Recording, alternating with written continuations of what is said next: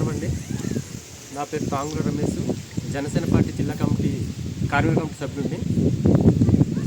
ఇప్పుడు చెప్పబోయేది ఏంటంటే, జనసేన పార్టీకి 2014 నుంచి ఇప్పటి వరకు మా సీనియర్ నాయకులంతా పనిచేస్తున్నాం. పవన్ కళ్యాణ్ గారి ఆశయాలు ముందుకు తీసుకెళ్తున్నాం. కానీ ఇక్కడ ఇన్ఛార్జ్ అయినటువంటి గంగులయ్య గారు, ఆయన చాలా తప్పిదాలు ఉన్నాయి.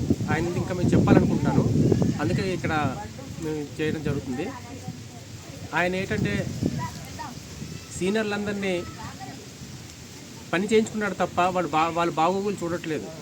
అలాగే ఆయన నాకు పదవి వ్యామోహం లేదని ప్రతిసారి చెప్తుంటాడు. పదవి వ్యామోహం నాకు లేదంటారు. అలాంటి దానికి పవన్ కళ్యాణ్ గారు జీసీ డైరెక్ట్ ఇస్తే ఎందుకు వద్దన్నారు, తర్వాత స్ట్రైకర్ డైరెక్ట్ ఇస్తే ఎందుకు వద్దన్నారు, నాకు చైర్మనే కావాలని ఆయన కోరుకున్నారు అని స్థాయి తగ్గిపోద్దని మాట్లాడుతున్నారు. పవన్ కళ్యాణ్ గారి మాట కట్టుబడి ఉంటే ఏ పదవి ఇచ్చినా తీసుకోవాలి. అది నిజమైన నాయకుడు ఇన్ఛార్జ్ లక్షణం. అలా ఆయన లేరు. ప్రతిసారి నేను స్థాయి తగ్గిపోద్ది, తర్వాత నాకు అయితే చైర్మన్ పదవి కాదు అన్నారు. దానికోసమని మా సీనియర్ని వాడుకున్నారు బాగా.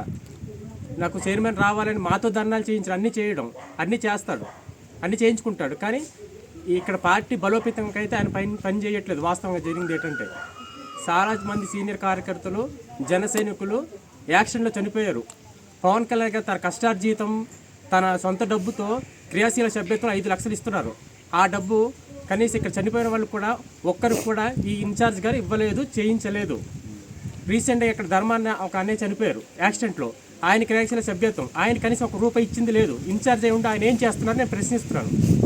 ఎప్పటి నుంచో మేము పని చేస్తున్నాం, మేము ఎంత పని చేసామో తెలుసు, పార్టీకి తెలుసు.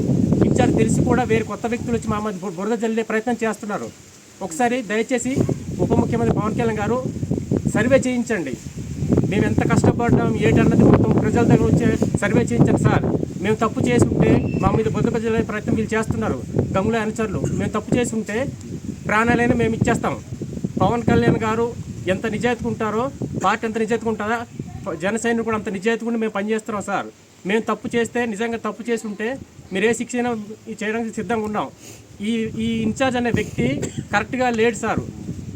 ఏంటంటే జనసేన పార్టీకి ఉన్న సిద్ధాంతాలకి వేరుగా పనిచేస్తున్నాడు.